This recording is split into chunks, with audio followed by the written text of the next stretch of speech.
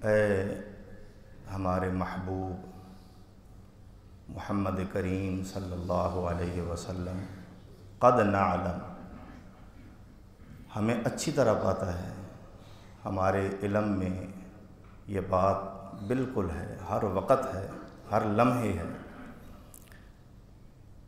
کہ جو کچھ یہ باتیں آپ سے کرتے ہیں کفار، جس طرح کے یہ مطالبے آپ سے کرتے ہیں، جس طرح آپ پہ یہ طنز کرتے ہیں، جس طرح یہ آپ کو طعن و تشنیع کا نشانہ بناتے ہیں، صرف اس وجہ سے کہ آپ اپنے اس منصب اور اس ذمہ داری سے باز آ جائیں۔ اللہ کا یہ جو دین آپ پہ نازل ہو رہا ہے، اس کو خود بھی چھوڑ دیں اور لوگوں کو بھی اس سے آگاہی والا عمل فریضہ بالکل اس سے آپ دستبردار ہو جائیں۔ اس حوالے سے ہی جو باتیں آپ سے کرتے ہیں وہ ڈر کی شکل میں ہو کہ آپ کو ڈرانا مقصود ہو، آپ کی گستاخی مقصود ہو، آپ کو دلی تکلیف پہنچانا مقصود ہو، یا آپ کو دنیاوی لالچ دینا مقصود ہو، اس جال میں پھنسانا، اور پھر اس سے جو آپ کو تکلیف ہوتی ہے، آپ غمگین ہوتے ہیں، تو یہ ساری باتیں ہمارے علم میں ہیں۔ لیکن ایک بات یاد رکھیں، آپ کے لیے بھی اور پوری قیامت تک آنے والی آپ کی ساری امت کے لیے، فَإِنَّهُمْ لَا يُكَذِّبُونَكَ، یہ جو کفار ہیں ہر دور میں، ہر جگہ، ان کا ایجنڈا، ان کا مقصود صرف یہ ہے کہ یہ نہیں ہے کہ ان کی آپ سے دشمنی ہے، کہ آپ فلاں علاقے کے رہنے والے ہیں، فلاں رنگ نسل کے ہیں، نہیں، صرف تکذیب، اعتراض اور غصہ بھی آیات اللہ، اللہ کی آیتوں پہ ہے، اللہ کے دین پہ ان کو غصہ ہے، اللہ کے حکموں پہ ان کو غصہ ہے۔ بس اس کو آپ چھوڑ دیں، آپ ان کے دوست بن جائیں۔ اور پھر فرمایا وَلَقَدْ كُذِّبَتْ رُسُلٌ مِّن قَبْلِكَ، اے ہمارے محبوب، یہ نہیں ہے کہ یہ ساری آزمائشیں صرف آپ کے حصے میں آئی ہیں، بلکہ آپ سے پہلے بھی بے شمار رسولوں کو اسی طرح جھٹلایا گیا۔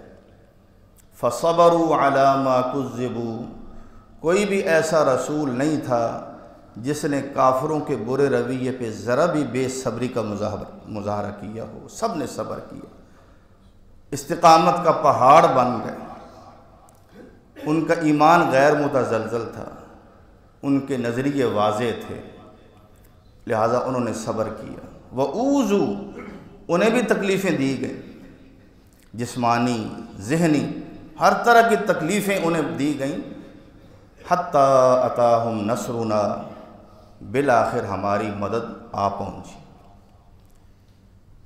ہماری مدد سے وہ سرخرو ہو گئے۔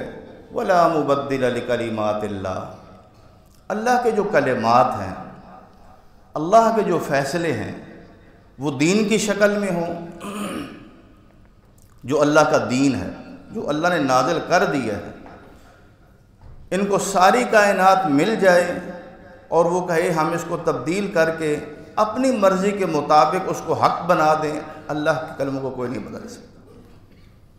حق وہی ہے جس کو اللہ نے حق قرار دیا ہے۔ ساری دنیا مل جائے، اللہ کے حق کو باطل ثابت کرنے پہ تل جائے، اللہ کے کلمات کو کوئی نہیں بدل سکتا۔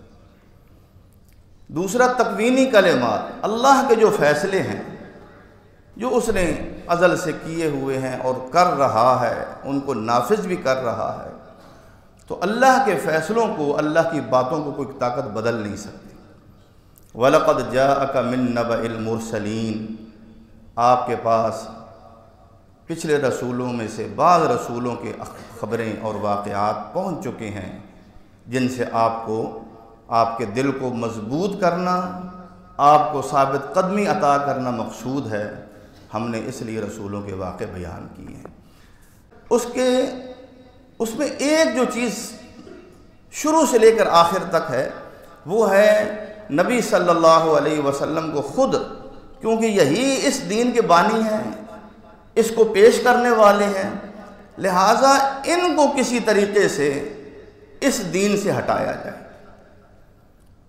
وہ مکمل دین سے ہٹ جائیں یا کسی نہ کسی بات پہ وہ ہم سے سودے بازی کر لیں۔ یہ کفار کی ہمیشہ کوشش رہی ہے۔ آپ نے یہ واقعے تو سنے ہیں کہ نبی صلی اللہ علیہ وسلم کے راستے میں کانٹے بچھائے جاتے تھے، آپ نے یہ واقعات سنے ہیں کہ نبی صلی اللہ علیہ وسلم جب کسی مجلس کے پاس سے گزرتے تھے تو وہ بدبخت آپ پہ آوازیں کستے تھے، اور یہ بات یہاں قرآن میں ہے کہ جو کچھ یہ کرتے ہیں ہمیں پتہ ہے کہ آپ اس سے بہت تکلیف ہوتی ہے، آپ غمگین ہوتے ہیں، اور آپ نے یہ واقعات تو سنے ہیں کہ آپ کو نماز سے روکا گیا، سجدہ کرنے سے روکا گیا، لیکن کیا ان میں سے کسی بھی کام کے بارے میں آپ نے یہ کہیں پڑھا ہے کہ اللہ کے نبی نے ان کی اس پرزور مخالفت کی وجہ سے آپ ایک قدم بھی پیچھے ہٹے ہوں؟ کہیں پڑھا ہے؟ اگر آپ کے اوپر اوجڑی ڈالی گئی سجدے کی حالت میں تو آپ نے بیت اللہ میں نماز پڑھنا بعد میں چھوڑ دی تھی، یہ پڑھا ہے آپ نے؟ یہ نہیں پڑھا کہیں بھی۔ کیوں؟ ایسا ہوا ہی نہیں۔ آپ نے کسی بھی ان کی تکلیف جو پہنچی، حتیٰ کہ ایک مرتبہ نماز پڑھ رہے ہیں، ایک بدبخت آگے بڑھتا ہے، آپ کے گلے میں چادر ڈال کے اس کو اتنا بل دیتا ہے کہ آپ کی آنکھیں ابل آتی ہیں۔ یہ تھوڑی تکلیفیں، یہ سب کچھ کس لیے تھا کہ اس دین کے اوپر عمل نہ کیا جائے۔ یہ ہے وہ شیطان، وہ خود تو سامنے نہیں آیا، لیکن ایسے انسانوں کا بدبختوں کا انتخاب کیا جو انسانی شکل میں شیطان تھا، اور انہوں نے بالکل شیطانی کردار ادا کیا۔ کس معاملے میں؟ دین کے معاملے میں، صرف دین کے معاملے میں۔ ورنہ اللہ کی قسم جب یہ سب کچھ وہ کر رہے ہوتے تھے، اگر من حیث الانسان آپ کو دیکھتے تو ان کی نظریں آپ کے اوپر ٹکتی نہیں تھیں روب کی وجہ سے۔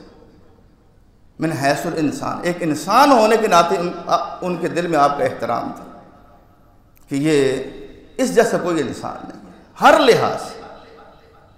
تو پھر اتنا کچھ کیوں ہوا؟ صرف دین کی وجہ سے۔